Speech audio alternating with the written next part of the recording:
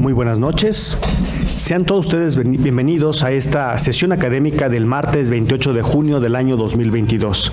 En el marco del Día Mundial del Medio Ambiente 2022, presentamos el ciclo Medio Ambiente, Responsabilidad de Todos, con la conferencia que esta noche tendremos a bien escuchar, la regeneración natural de corredores ambientales de los canales de Chulavista, a cargo de nuestro invitado, el maestro Diego Rea Padilla.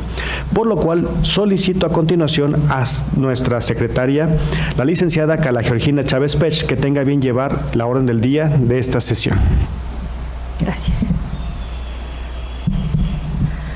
Buenas noches. Me permito dar lectura al orden del día. Como primer punto, la apertura de la sesión ya fue hecha por nuestro presidente, el licenciado Samuel Gómez Luna Cortés. A continuación, en la presentación del Presidium, el licenciado Samuel Gómez Luna Cortés, presidente; el geógrafo Carlos Alberto Zaraco Álvarez, director de la Academia de Ciencias Biológico-Agropecuarias; el maestro Diego Rea Padilla, director de RB Arquitectura y Vida; y la de la voz, licenciada Carla Georgina Chávez Pech, secretaria general.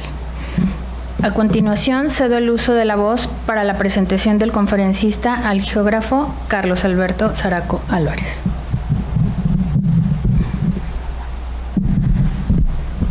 Buenas noches a todos. El maestro en arquitectura Diego Rea Padilla es arquitecto egresado del ITESO y maestría en Ciudad y Espacio Público Sustentable por esta misma universidad. Ha colaborado con diversos despachos de arquitectura y paisaje a nivel nacional e internacional, incluyendo Noeta, Met Studio y SAP Arquitectura. En la actualidad trabaja como profesor en las carreras de arquitectura y diseño urbano y paisaje del ITESO. Además es director de RB, Arquitectura y Vida, oficina de arquitectura y paisaje enfocada a la planeación, diseño y gestión de los espacios vivos. Su trabajo comprende desde el diseño a escala urbana hasta el diseño de los espacios públicos y espacios privados. El objetivo principal de su labor se centra en la regeneración de entornos urbanos degradados mediante procesos de diseño urbano paisajísticos, gestionando proyectos de distintas localidades en el estado. A continuación, su plática.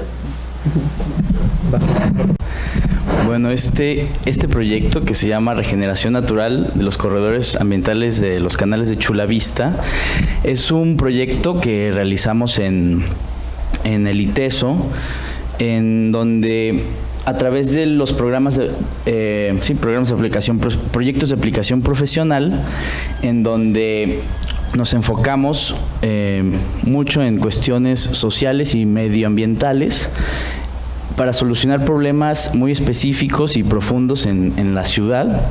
En específico es sobre entornos en la periurbanía, en el municipio de Tlajomulco de Zúñiga. Y bueno, vamos a ver primero pues un corredor verde o corredor biológico, o los corredores de conservación. Son rutas pues diseñadas para preservar la biodiversidad y prevenir la fragmentación de los hábitats, y su objetivo es favorecer la migración, interrelación de poblaciones de flora y fauna, etcétera, ¿no? Tenemos algunos de escala global, otros continentales, ¿no? Por ejemplo, las aves migratorias, y otros, por ejemplo, muy relacionados con el agua y con las cuencas. En este caso, por ejemplo, vemos aquí el río Grande, que empieza en Estados Unidos y que, bueno, después es el río Bravo, y es la frontera entre dos países, ¿no? México y Estados Unidos. Y aquí vemos también cómo en el desierto de Albuquerque podemos además apreciar cómo hay mucha vida alrededor del agua, ¿no? En este hábitat tan árido. Un problema que nos enfrentamos hoy día es la fragmentación de los paisajes y de los ecosistemas.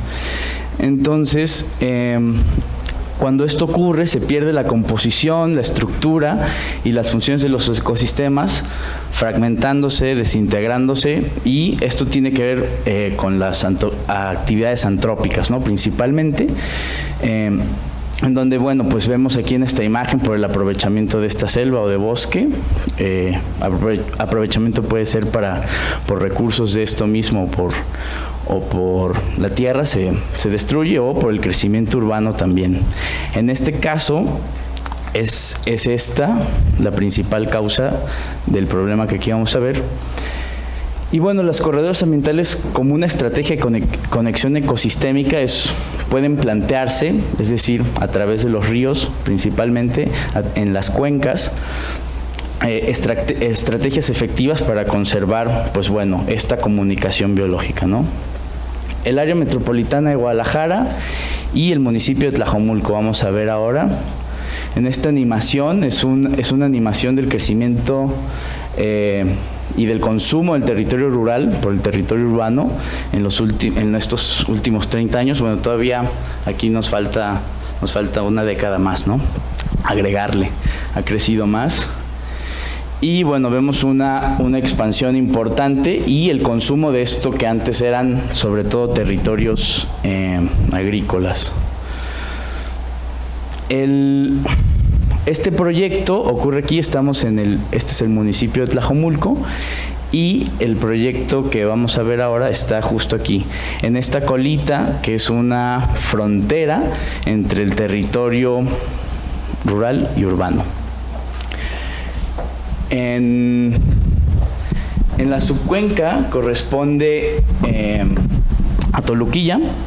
Vemos los escurrimientos principales que nacen aquí en la primavera y que vienen y terminan aquí en lo que es precisamente el área del aeropuerto y en este caso Chulavista y Santa Fe. Lo cual, cuando esta zona se empezó a urbanizar, también tenía muchos problemas por esto del agua, se inundaban. Entonces, en la cuestión, los vasos reguladores o sistemas de captaciones se han tenido que implementar y mejorar con el tiempo. Entonces, el agua es un tema en este punto, ¿no? Aquí hacemos un zoom para poder ver. Esta es nuestra área de estudio. Este es justamente Chulavista, y aquí vemos, estas son las alimentaciones del cerro que está aquí, que alimentan esto. Aquí vienen los cauces naturales y después se canalizan. Aquí lo observamos pues con más detalle, y en amarillo estamos viendo el perímetro de esta área urbana. Esta foto es interesante porque aquí se puede observar los cauces naturales antes de que esto haya sido urbanizado, y cuando vemos ya la urbanización, vemos cómo en varios puntos han sido cambiadas las direcciones con el fin de, pues bueno, probablemente hacer más continua la traza urbana o cosas así, lo cual, pues bueno, sabemos que el agua reconoce su camino y por eso también lleva problemas. ¿Qué cosas han pasado y qué cosas pasaban? Pues bueno, las superficies impermeables de este lugar también generan escurrimientos con mayor velocidad de agua en el temporal de lluvias, y esto también generaba más inundaciones. Hicimos un patrón para detectar las redes de los canales a cielo abierto. Estos no están entubados, y pues bueno, identificamos algo muy interesante al tener la red de los canales, la traza urbana, y aquí vemos la red de parques, que es muy generosa, es decir, la proporción de área de espacio verde y abierto por habitante es de más de 9 metros cuadrados por habitante, lo cual es un indicador positivo en una cuestión de cuantía, pero una cuestión de calidad. Los espacios, la mayoría están en condiciones de baldío, entonces no tienen no son espacios públicos funcionales, por lo cual pues su uso se ve reducido prácticamente a nada en la mayoría de ellos. Y además de que están sumamente desconectados, una condición en esta parte de la ciudad es también muy árida porque es de las últimas partes urbanizadas y no tienen nada de infraestructura viva, ¿no? Es decir, árboles, plantas, etcétera. una de las cosas que analizamos al combinar estas redes es que veíamos que los cauces, que actualmente están muy deteriorados, las contenciones de estos cauces ahora artificiales, sirven de alguna manera o podrían ser conexiones entre todos estos espacios públicos, espacios verdes, y además una conexión también entre esta parte o última de la ciudad y lo que todavía es rural. Entonces se decidió hacer un proyecto piloto en este pedacito que tenía, con el que ya habíamos trabajado con algunas comunidades, de estas mismas etapas, ¿no? Que le dicen, por ejemplo, aquí esta es la etapa 14, la etapa 19, que son etapas de los fraccionamientos en los que se fueron urbanizando.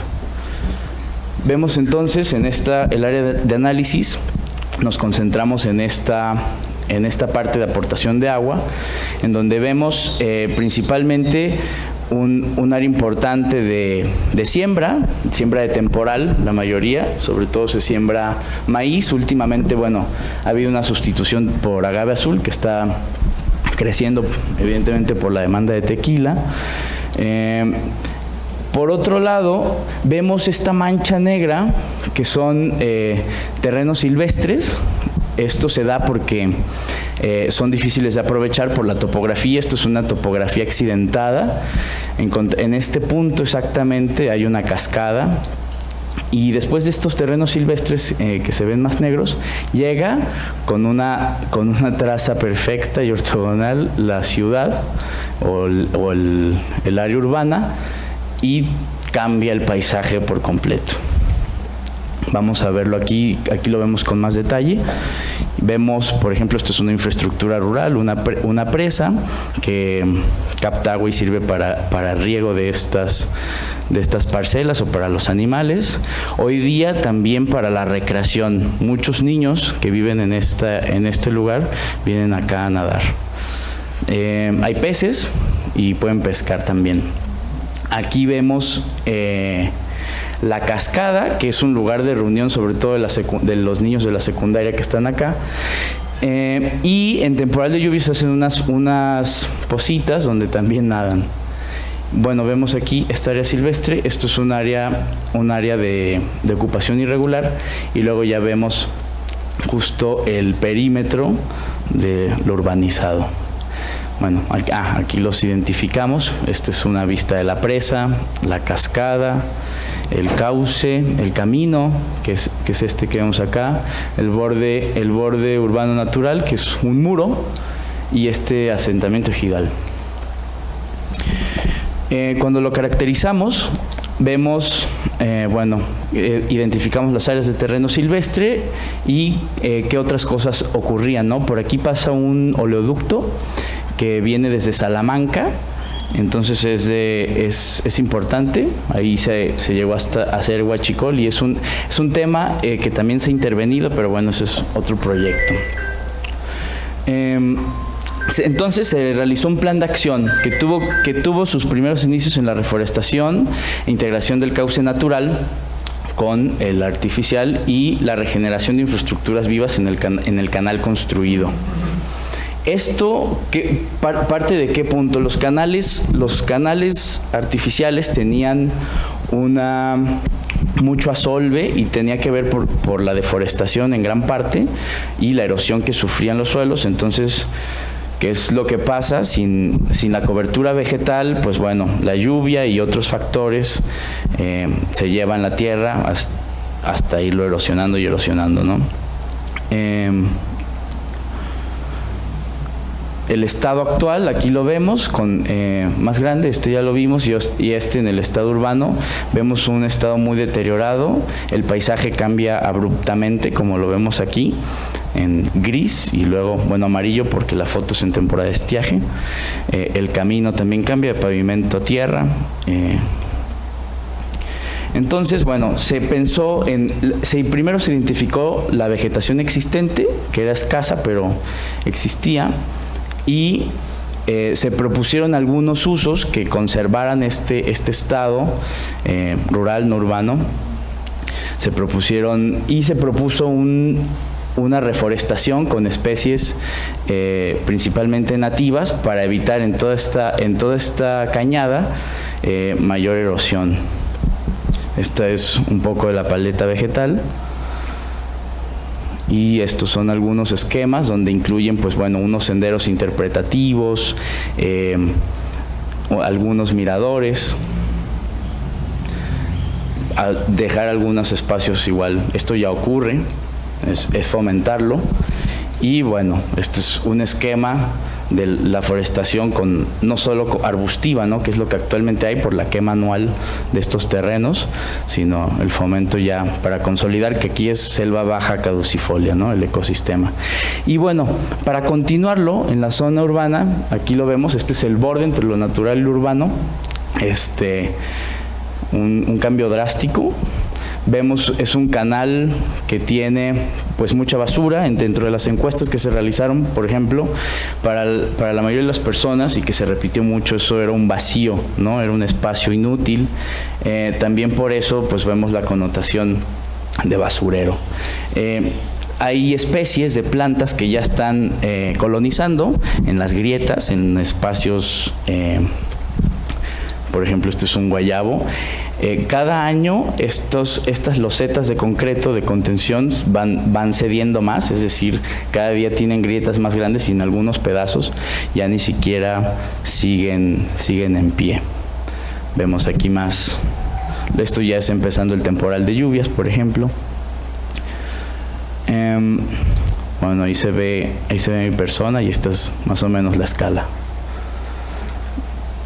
La propuesta aquí es sustituir el paradigma de estas infraestructuras grises, ¿no?, que en donde la manufactura artificial es lo que nos provee de la contención, etcétera, y sustituirlas por infraestructuras verdes, en donde en vez de sostener o contener los canales de manera superficial con muros de concreto que tienen además una caducidad muy pronta, sustituirlos por los sistemas radiculares de árboles capaces de vivir en estas condiciones y entonces sostener el talud de manera volumétrica a través de sistemas vivos. Entonces, bueno, este es el concepto de esta regeneración, pensando en un proceso natural de sucesión intervenido también, en donde ciertas especies, sobre todo de ficudáceas, puedan ser las que se sujeten y contengan con todo y el muro de concreto, ¿no?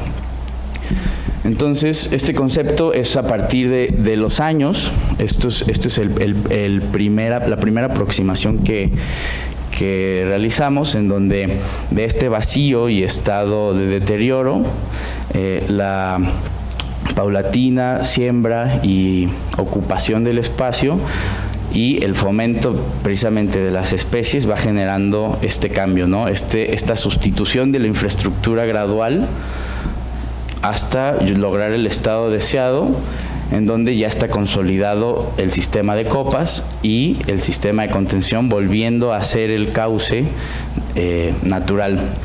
Este proyecto ha sido paradigmático, y sobre todo estos dibujos que fueron los primeros conceptuales, porque pues cómo es posible, ¿no? ¿Cómo es posible que vayamos a sustituir concreto por raíces? Digo, pues eso es lo natural, o tendríamos tal vez que aproximarnos más desde precisamente el paradigma que nosotros tomamos acá, que es el manejo del paisaje, el manejo de las especies vegetales también es una tecnología y que es posible aprovecharla.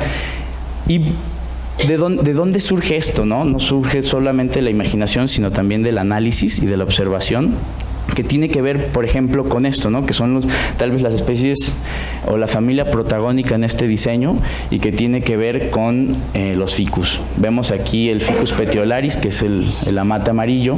Esto es en la isla de Mezcala, donde está lleno de estos árboles, y vemos cómo naturalmente crecen en lugares con pendientes hasta de totalmente verticales, ¿no? Crecen en las rocas de manera natural, es un nicho, y vemos cómo desarrollan raíces superficiales que no es que destruyan, como vemos aquí, este muro de piedra no ha sido destruido, sino que al contrario ha sido contenido como si fuera una malla, mejor que un concreto lanzado.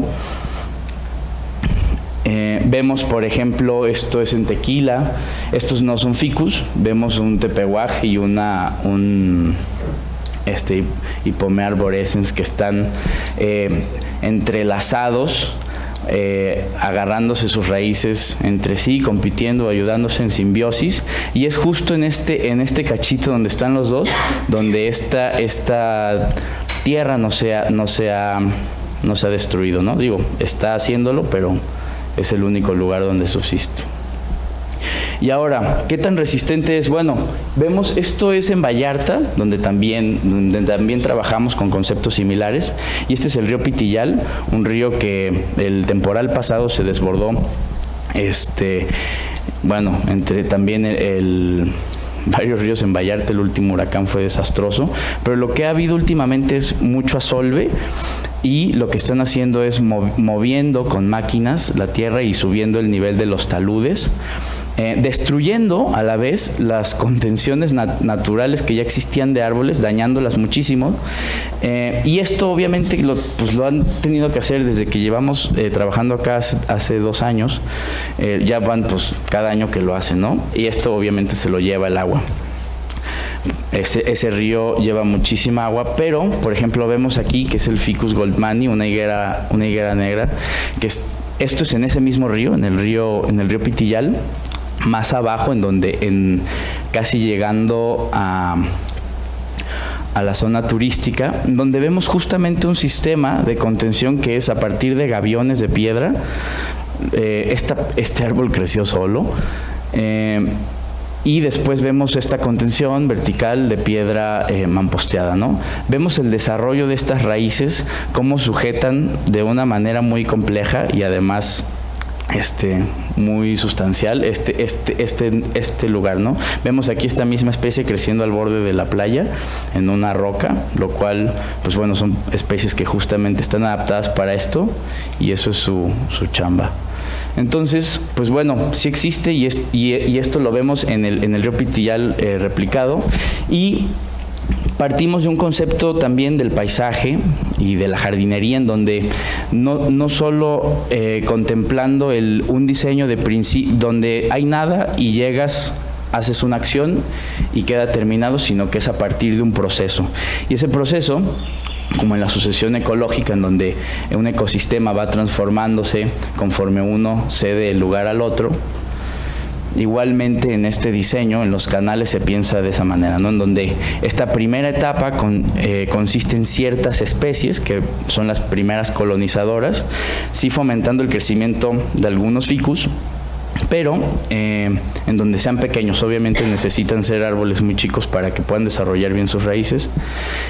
Después hay un punto en donde las arbustivas de talla mediana, aquí se contemplaron por ejemplo retamas, algunas borceras, lo que van haciendo es que sustituyen este primer jardín, que es sobre todo de flores, y eventualmente cuando se llega al estado donde las copas son los protagonistas, pues bueno, ya no hay suficiente sol para que éstas se desarrollen, pero aquí ya llegamos al estado de contención máximo, ¿no? Vemos en estos esquemas este mismo proceso, en donde aquí se ve, por ejemplo, cómo las raíces empiezan a desarrollarse. Vemos abajo el cauce. Esto podría decir, bueno, pues va a destruir los muros, pero por lo contrario, lo más seguro es que los envuelvan, y estos muros pues ya están deshaciéndose, ¿no? Se hizo inclusive un estudio de cuánto costaría volverlos a hacer, y pues esto es mucho más barato y y es más fácil, ya está ocurriendo, ¿no? Los árboles ya están creciendo en esas mismas grietas. Entonces, este sería el primer estado, y este sería el último en cuanto al proceso de sucesión. Vemos aquí, está hecho todo el sistema de sembrado, etcétera, con todas las especies, visto que las secciones además lo permitieran. Entonces, por ejemplo, vemos aquí la sección en realidad no se ve reducida ni con el desarrollo de los árboles. Bueno, esto es un estado también en donde generaríamos entonces un arbolado en donde ahorita es esta aridez, ¿no? No hay absolutamente nada. Vemos, esta es una de las partes donde está más sano, tal vez, el concreto. Pero bueno, la idea primera, pues es estos pequeños jardines que después se conviertan en los jardines de árboles.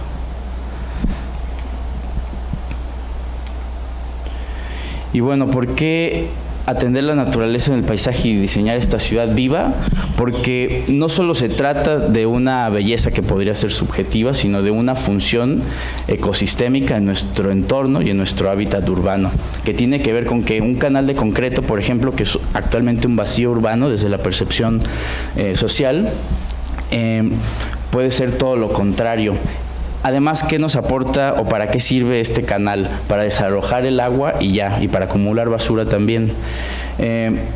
Por otro lado, un corredor vivo, un corredor vegetal, lo que haría, pues daría todos estos servicios ecosistémicos que tienen que ver obviamente con la captura de carbono, que todos sabemos, la evapotranspiración que haría un equilibrio hidrotérmico, o sea, un mejor clima, más estable, y sombra y, bueno, belleza, obviamente. Vemos estas fotos, no es en temporal de lluvias, es en temporal de secas, pero el paraguas es para el sol, ¿no? Entonces esto es ahí, en Chulavista. Esto es también en Tlajomulco, un poco saliendo de Chulavista, en donde vemos, o sea, es una condición constante en el municipio, donde vemos estas personas esperando el camión. Esta es la sombra que tienen. Hay más gente esperando el camión, pero estas están hasta acá, en el único árbol que vemos, que es un camichín, y están, pues obviamente, esperando en la sombra, ¿no? ¿Y cuáles son las plantas que sembraron al urbanizar? Pues bueno, estas palmeras cocoplumosas que pues nada de sombra dan. Y vemos, o sea, también es una oportunidad para transformar el paradigma, y vemos, pues, ¿por qué no embona tal vez esta idea y parece descabellada? Pues porque tenemos una idea absolutamente opuesta o antagónica, ¿no? Esto es lo que actualmente todas las banquetas en el área metropolitana se están haciendo con más concreto inútil, porque pues el área aquí ya no dieron la oportunidad a nadie de sembrar un árbol. Y por ejemplo aquí este tabachín que estaba creciendo, pues ahí sí le dejaron el huequito, ¿no? No, realmente pues esta área de circulación se va reduciendo, o se ve reducida siempre que hay un obstáculo. Y además esto que es el área más inútil, tal vez porque casi nadie va a caminar por aquí, digo, tal vez aquí sí porque está muy despejado, pero donde hay árboles no, es la más cara, ¿no? Porque es un área de concreto estampado y de color. Entonces este pedacito, esta franja, vale mucho más que esta otra. Lo vemos esto mismo en Tlajomulco, ¿no? Estos pobres olivos negros, la mayoría de estos hoy día ya no viven. Esta foto fue tomada hace 4 años y pues evidentemente, ¿no? Puras superficies impermeables, calientes, y ese pequeñito nicho nos deja ver cómo muchos de los tomadores de decisiones pues no comprenden que los árboles no son objetos, ¿no? Sino seres vivos. Y lo mismo acá, esto pues aún peor, vemos en estos fraccionamientos en Tlajomulco, donde no hay ni siquiera el destino de espacio para que pueda existir la posibilidad de que haya algún día un árbol. ¿Por qué? Porque el 100% del área de frente de casa es para el automóvil, que no hay muchos. Y también, pues bueno, lo único que hay enfrente de las escaleras pues es las luminarias, ¿no? Entonces este diseño, que no tiene por qué ser así, digo, alguien lo decidió, pues también no entiende y que podríamos tener o incluir a las infraestructuras vivas en nuestro hábitat. Estas infraestructuras verdes que contemplan el ecosistema natural para proveernos de los servicios del hábitat, una capa de vegetación que habite y colonice en todos lados, ¿no? No tiene que ser solo en un parque, sino que puede estar encima de las casas también, de los edificios, o junto con... Bueno, esta es la misma calle, ¿no? Pero la diferencia es un cambio de material, tal vez, uno que permita la absorción, el desarrollo de las raíces, en donde pues cambiemos estos paraguas y nos guste salir a caminar. ¿Por qué no caminamos acá? Pues porque es horrible, nos quemamos, ¿no? Y cómo esto podría, ahorita vimos un proyecto piloto, pero cómo esto podría tener además un alcance mayor. Pues bueno, vimos al principio la cuenca y que estos cauces y esta condición es constante en todo el municipio, y conforme va desarrollándose la ciudad, desarrollarlo, por decir de una manera, creciendo, ocupando territorio y convirtiéndolo en suelo urbano, que de características tiene que, pues, concreto, superficies impermeables, van quedando estas áreas como islas, ¿no? Entonces, los corredores, o de lo que hablábamos al principio, el intercambio de animales y de genes, etcétera, se va perdiendo. ¿Por qué? Porque ya no pueden pasar, no podemos convivir con otras especies más que perros y gatos. Y bueno, pues el destino, no hay un planteamiento realmente o límite en el crecimiento urbano. Entonces probablemente algún día lleguemos a esa mancha, y esa mancha que, pues como vieron, crece árida, ¿no? Existe la oportunidad de generar como ese proyecto una estrategia donde a partir de la cuenca o a partir de ciertos caminos o rutas estratégicas pudieran generarse espacios que sirvan ¿para qué? Para el esparcimiento, para la regeneración medioambiental, para la belleza de nuestra ciudad, para la regulación y la aportación de servicios ecosistémicos, entre otras cosas, ¿no? ¿Qué otras cosas? Pues que tal vez podría haber otro tipo de infraestructuras o caminos más enfocados en movilidad no motorizada, caminar, etcétera, que es lo que tal vez nos hace falta más. Y listo.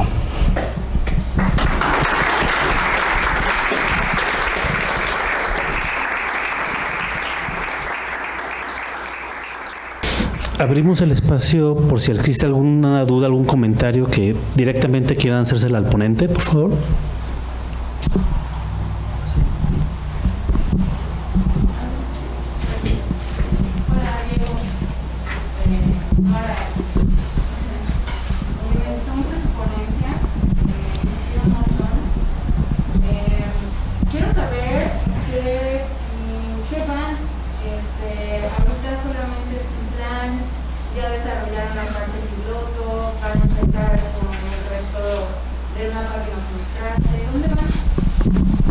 Bueno, este proyecto se concluyó hasta donde lo ven hace un año, y lo último en lo que terminamos fue en algunas reuniones con gente importante de la actual gestión de Tlajomulco en esta área, que tiene que ver con el director de infraestructura urbana, el director de construcción, de obra pública, de proyectos de Tlajomulco, y digamos que fue una junta interesante porque había mitad y mitad. Los que decían eso no se puede y lo que hacemos es esto y es más o menos, pero no era lo mismo, y los que dicen qué interesante, pero al final no, de todos modos no hubo la disposición o los recursos. Y no es cierto, no fue hace un año, fue justo cuando empezó la pandemia, fue que la gestión ahí se quedó, ¿no? En ese tiempo fue que migramos a hacer los proyectos en Vallarta, en el río Pitillal, que tienen que ver con la misma tónica. Justo el día 8 tenemos una presentación de lo que allá se ha hecho, que digamos que ha sido una evolución o otro escenario tocando estos mismos temas en un lugar distinto, ¿no? Que es la costa, con tal vez más oportunidad en cuanto a la biodiversidad por estos ríos, ¿no? pero pues está en ese estado, ¿no? ¿Qué es lo que ha pasado desde entonces? Incluso nosotros en la colaboración con el municipio, que ha sido muy valiosa. O sea, ha sido un ir y venir con la gestión actual, con gente muy importante que ha aportado muchas cosas valiosas al proyecto, pero desde la pandemia yo siento que nada se ha recuperado ni retomado, porque no hay recursos, porque no hay tampoco voluntades, y hay un enfoque mucho en otras cosas, ¿no? Entonces, lo que nosotros hemos visto es que ha sido todavía más complejo, porque no solo, por ejemplo, estaba este proyecto de los corredores ambientales, pero también nuestro enfoque es mucho en la gestión social, y entonces hay muchos parques, muchas otras cosas que se han ido haciendo a la par, ¿no? O sea, como veíamos, al estar nosotros haciendo el estudio del espacio público, fue que encontramos la pertinencia de intervenir estos canales. Eso se han dado, pero por ejemplo, los que hacíamos hace 5 años tenían más recursos y más manos que los últimos que hicimos el semestre pasado, donde pues los hicimos así con 0 pesos, ¿no? Entonces eso es la realidad ahorita. Entonces te podría decir que ahorita está en como lo ven, en nada. No sé si lo logremos, ojalá. Aquí pues, bien.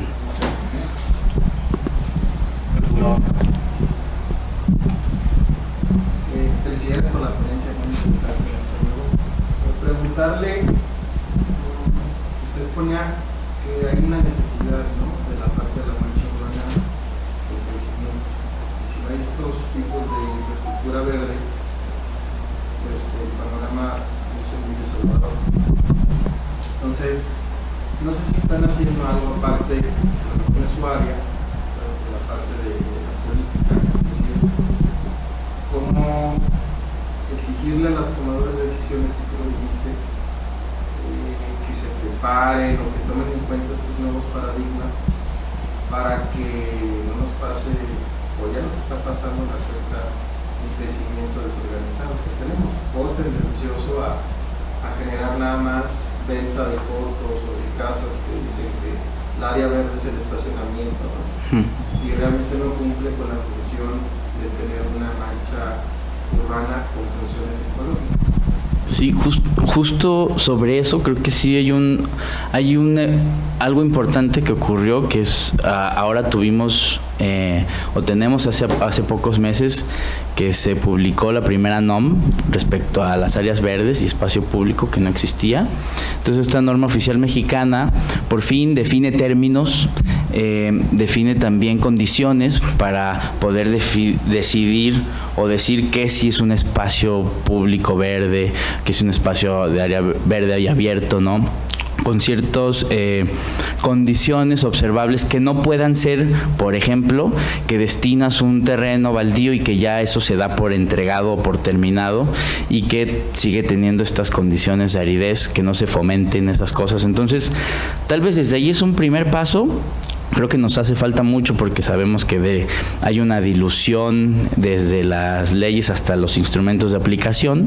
Entonces, yo creo que la manera en donde podríamos tal vez ser o tener mayor incidencia, mucho tiene que ver, por un lado, que es un poco el enfoque que tenemos en estos proyectos, que tienen que ver con la gestión social, es decir, hacer más con las comunidades y que esto ocurra no necesariamente con dinero y de arriba para abajo en una estructura piramidal, sino que por la misma acción comunitaria se puede lograr. Eso es una. No podemos hacer, por ejemplo, todo un corredor o todo lo que vimos al final con eso, sería muy complicado, pero lo que sí se puede hacer es justamente, o tal vez a partir del costo, es decir, los cauces están erosionando. Si lográramos hacer este piloto, si lograra tal vez a tener una mayor incidencia y una mayor vista este proyecto, también podríamos hacer ver cómo cuesta mucho menos y que con el tiempo se hace más fuerte, no lo opuesto, que por ejemplo estos canales tuvieron una vida útil de 15 años y ahora ya son puros problemas, ¿no? Entonces, pues esto es al revés, a los 15 años apenas empieza lo bueno y entonces a mejorar. Entonces, eso que tiene, pues a la larga sí hay que darles mantenimiento, pero es un mantenimiento de jardineros, no de más infraestructuras desgastantes o costosas medioambientalmente y económicamente. Tendrá que ver tal vez con eso y pues con voluntades también, ¿no?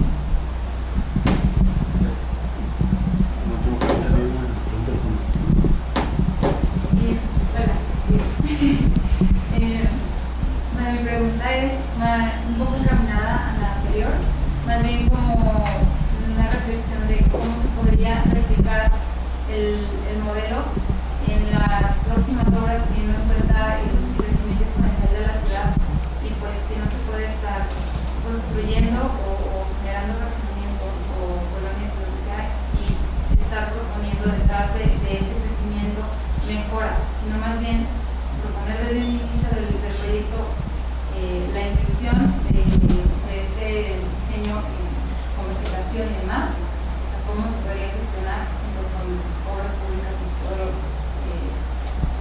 los actores que se involucran en la política y en la toma de decisiones. Justo eso, sin ser eso que dijiste es muy importante porque y que está relacionado, es porque tal vez las voluntades pueden ser desde también la iniciativa privada, es decir, alguien va a urbanizar y ese urbanizador tiene el acceso a poder conocer esto y darse cuenta que le va a dar mayor plusvalía a su desarrollo inmobiliario, que le va a dar mejores servicios, que en vez de aventar concreto lanzado va a ser un parque, ¿no? Y en vez de generar un vacío y algo horrible va a ser el atractor de su construcción. Entonces tal vez ahí, a partir de un status quo y evidentemente un ahorro de dinero, podría decir, bueno, esta me conviene, ¿no? Ahora podría ser que desde ahí también se lleve una iniciativa pública, la oportunidad de que se vuelva tal vez algo general, ¿no? Es decir, a partir de la acción de unos o el ejemplo, después el municipio diga, bueno, pues es que esto mejor ya lo hacemos reglamento. Entonces no puedes intervenir ningún escurrimiento de agua si no es con infraestructuras vivas, infraestructuras verdes y nada de concreto, nada de esto, ¿no? Claro que tiene que ver con un montón de cosas. También no sirve solamente, por ejemplo, el cauce y ya, sino que también hay que intervenir con muchas otras infraestructuras, cada nicho que existe en la ciudad. Es decir, no todo tienen que ser árboles porque es complicado. ¿En qué sentido? Un árbol tiene una estructura fuerte, robusta, que normalmente no convive con las banquetas o las tecnologías de banqueta o senderos que tenemos, y entonces pues lo destruye. Pero ¿de qué manera sí podríamos integrar y que se nos olvida porque también no se nos ocurre cómo manejar más la vegetación y el paisaje como una tecnología? Y sería, por ejemplo, fomentar más las enredaderas, que pareciera que en nuestros paisajes típicos urbanos solo tenemos dos dimensiones de la vegetación o dos estratos, los cubresuelos y generalmente pastos que hacemos de ciertos verdes porque hay que regarlos un montón para que siempre estén verdes, y las copas, y entre medio nada porque pues obviamente nos estorba, ¿no? Para movernos libremente. Pero entre medio existen montones de otras cosas, arbustos, enredaderas y cosas muchas que podríamos tal vez empezar a seleccionarlas, empezar a utilizarlas y combinar pues tal vez con las arquitecturas o con otras infraestructuras sí construidas en la ciudad y las enredaderas. Por ejemplo, una enredadera puede lograr muchísima más biomasa que un árbol. O sea, mucho más volumen de fronda. Y no te va a destruir nada. ¿Por qué? Porque no tiene el requerimiento de sostener estructuralmente gran peso, porque al revés, se sujeta de otras cosas. Entonces, si tú piensas en eso y lo aplicas en un diseño o una propuesta urbano-arquitectónica, puedes entonces empezar a aprovechar como una tecnología o las enredaderas, ¿no? Y entonces, ¿qué? Pues llenar de sombra, llenar de flores, llenar de equilibrio de humedad y de temperatura, bla, bla, bla, con una enredadera en vez de un árbol. Pues yo casi no las veo, ¿no? Las enredaderas, pero podría, por ejemplo. A ti.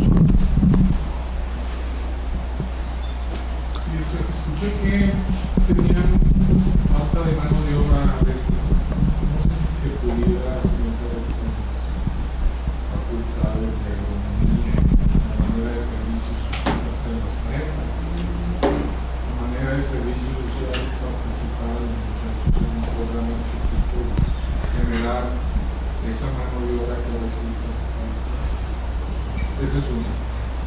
La otra es que la ciudad sigue teniendo todavía muchos eucaliptos yo creo que es una zona llena de eucaliptos, ¿no? Que por detrás de esos que más fácil se caen y los que generan ya ahora problemas que caen sobre personas, etc. ¿Qué especies sería la ideal para sustituirlos? Sí. Sí, claro. Por ejemplo, esa está muy interesante. Primero contesto o abundo un poco en la primera, y que creo que nuestro hábitat y la comprensión del mismo y lo que queremos tiene mucho que ver desde dónde nacimos y en qué tipo de lugar crecemos. Normalmente nuestras casas no tienen jardín, crecemos con patios y árido, y nuestras calles tampoco casi. Aquí Chapalita sí, pero pues salte un poquito más y ya no. Entonces, eso mismo después lo reproducimos, ¿no? Es nuestro paradigma o son las creencias de lo que debe de ser nuestro hábitat, y así lo reproducimos y reproducimos más. ¿Dónde podríamos, no solo como mano de obra, sino tal vez como hasta una cuestión política pública, no sé, que no haya una sola escuela que no tenga árboles, que no tenga enredaderas, que no tenga todas estas cosas, en vez de patios áridos? Lo que vemos en todas las escuelas, y en la que quieran, de privada o pública, son estos espacios, planchas de concreto, solas, y que sales del... Digo, yo me acuerdo, pues, casi en todas mis escuelas así era. Y eso que, pues, bueno, el ITESO no, pero pues es la única, ¿no? Yo estudié la prepa en el Guadalajara y yo llegué ya siendo una prepa árida, pero los que estaban ahí desde la primaria me contaban que estaba llena de camichines que trepaban, camichines que daban sombra a áreas enormes, y que todos esos jardines alguna vez los cuidaron las monjas. No sé quién se le ocurrió en algún momento quitarlos, los quitaron todos, porque pues no vaya a ser que un niño se descalabre. Creo que nadie se descalabra, o sea, y bueno, pues también somos un poco changos, ¿no? O sea, sí podemos hacerlo, o sea, trepar los árboles es una parte muy importante del desarrollo de un niño. ¿Por qué no? Nos dan miedo. Bueno, pues ese miedo, o sea, cuando yo entré y me quemaba, ¿no? Y entrenaba, salía de clases a entrenar básquetbol cuando era deportista, y pues siempre era eso, la insolación horrible. Los que empezaban a entrar y llegaban al equipo se desmayaban por eso, por el sol, no por el cansancio. Entonces, pues desde ahí está ese, o sea, mejor primero que sembremos todas las escuelas. Cuando hay una escuela donde ya casi no haya claros de sol, digo que sí haya, pues es importante, no todo sombrado, pero que al revés, la proporción sea mayor sombra y vegetación, y pues entonces ya de ahí ellos, o sea, eso se empieza a replicar, ¿no? Puede ser Y la otra, los eucaliptos, ¿no? Los árboles no todos son los mismos, es decir, los eucaliptos, que es una especie exótica y además en la lista de las 100 especies más invasoras, es la número 1, ha sustituido más ecosistemas que cualquier otra planta. A mí me tocó en Chile ver un bosque de eucaliptos, y como me contaba un viejito, sí, no, pues es que aquí antes había unas araucarias y no sé qué, pero y veías así puro eucalipto, ¿no? Y claro, porque el eucalipto no deja que nada más crezca más que él. Pero ¿para qué se usó el eucalipto? Pues para secar. Por ejemplo, Barragán lo utilizó en Arboledas porque ahí se anegaba el agua, sembró eucaliptos que secaron toda esa tierra y entonces pudo urbanizar, ¿no? Eso es utilizar la vegetación como una tecnología. Digo, la capa urbana de alguna manera no respeta tampoco los endemismos, ¿no? Entonces, pues bueno, ¿cuáles son las plantas que vemos aquí? Jacarandas, pues sí, de Argentina, del sur de América, ¿no? Tabachines, pues de Madagascar. Y son los árboles que más nos gustan, no son de aquí.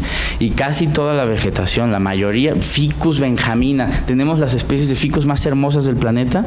Y tenemos Ficus benjamina, que es de la India. Y igualmente los laureles, ¿no? Entonces, tiene que ver ahora un poco con esto. ¿Quieres aprovechar un terreno o se te inunda y pues ya, bueno, pues sí siembra unos eucaliptos, ¿no? Pero quieres contener, pues no siembres un eucalipto, eso ni se va a lograr. Pero si pones una higuera negra, un Ficus goldmani, pues ahí sí, pero ese no lo pongas junto a tu casa porque va a tener una fronda de 25 metros de diámetro en 15, 20 años y va a destruir tu casa. Entonces, ¿cuál es el árbol mejor para la ciudad? Todos, nomás hay que saber en dónde. En donde ni siquiera no hay que poner ningún árbol. ¿Por qué no una enredadera? ¿Por qué no hacemos una especie de pérgola? ¿Por qué no podríamos tener una calle, una banqueta en donde tenga unas estructuras, un pergolado y lleno de enredaderas? Y entonces puedes sembrarla al lado del muro, no le va a pasar nada. Y entonces ningún árbol, enredadera sí, y es la calle más verde, ¿no? Podría ser. Entonces, pues ahora sí que ¿qué necesitamos? Personas capaces de identificar eso, es decir, una transdisciplina, no solo interdisciplina, en donde haya ingenieros civiles que sean al mismo tiempo botánicos y biólogos y viceversa, y arquitectos y lo mismo, ¿no? Y urbanistas que entiendan el hábitat y la tecnología del paisaje como una tecnología tal cual de aprovechamiento, que no solo es por bonito, sino por ecosistema, y que somos parte, ¿no?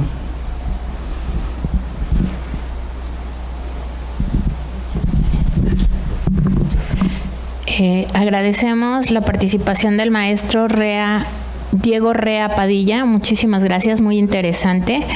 Y también agradecemos la presencia del doctor Javier García de Alba Verduzco, director de la División de Ciencias Biológico y Ambientales, en representación de la doctora Graciela Gudiño Cabrera, rectora del Centro Universitario de Ciencias Biológico y Agropecuarias, y del doctor Ricardo Villanueva Lovenlí, rector general de la Universidad de Guadalajara. Gracias. También agradecemos a la licenciada María del Pilar Sánchez Alfaro, nuestra expresidenta. Gracias por su presencia. Ahora cedo el uso de la palabra a nuestro presidente para la entrega del reconocimiento. Muchas gracias. La Benemérita Sociedad de Geografía y Estadística del Estado de Jalisco, Asociación Civil, institución científica y cultural instalada el 27 de septiembre de 1864, otorga el presente reconocimiento al maestro Diego Rea Padilla por su brillante participación en las actividades organizadas por esta institución en el marco del Día Mundial del Medio Ambiente 2022, dentro del ciclo Medio Ambiente, Responsabilidad de Todos, con la conferencia Regeneración Natural de Corredores Ambientales en los Canales de Chula Vista, misma que se llevó a cabo en las instalaciones de nuestra casa sede, cumpliendo así con el objetivo fundamental de esta benemérita institución, que desde su fundación ha sido el estudio y la divulgación de la ciencia y la cultura. Guadalajara, Jalisco, a 28 de junio del año 2022, firman el geógrafo Carlos Alberto Zaraco Álvarez, director de la Academia de Ciencias Biológico-Agropecuarias, la licenciada Carla Georgina Chávez Pech, secretaria general, y el de la voz en su calidad de presidente.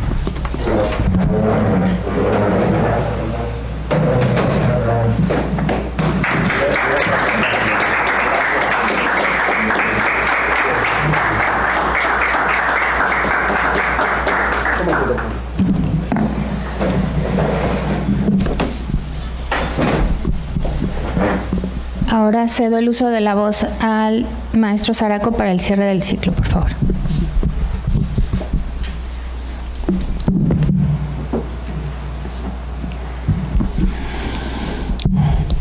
Con esta excelente conferencia del maestro Diego sobre cómo volver a darle vida a un canal hasta ahora olvidado, estamos cerrando este ciclo de conferencias en el marco del Día Mundial del Medio Ambiente, que el pasado 5 de junio fue instituido por la Organización de las Naciones Unidas desde 1972. Las conferencias abordaron diferentes ejes temáticos, siempre englobando en el entorno a la responsabilidad compartida que tenemos del cuidado y protección al medio ambiente.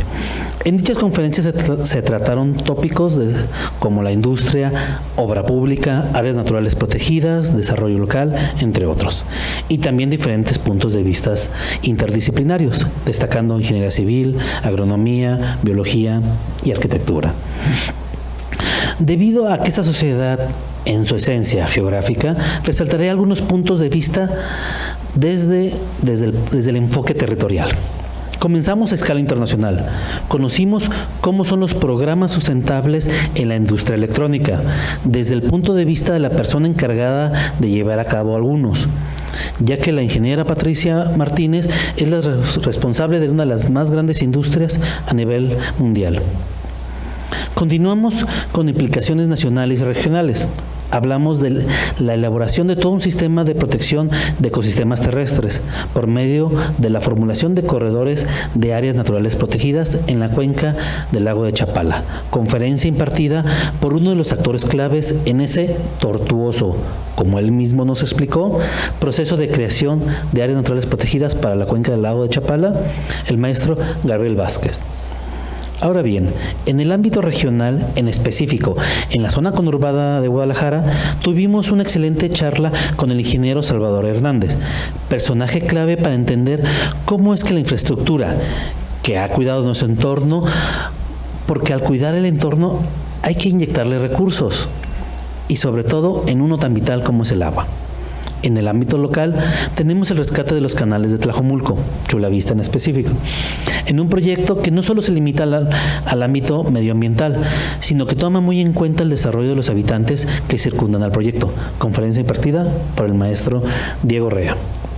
Y en lo micro, a la escala más pequeña de trabajo, a nivel de parcela agrícola, en la colaboración con el capítulo juvenil de esta institución, tuvimos una conferencia de cómo producir, y sí se puede producir alimentos con bajo impacto ambiental y económicamente viables, a cargo del maestro Octavio Plasencia.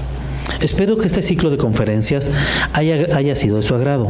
Muchas gracias por su participación.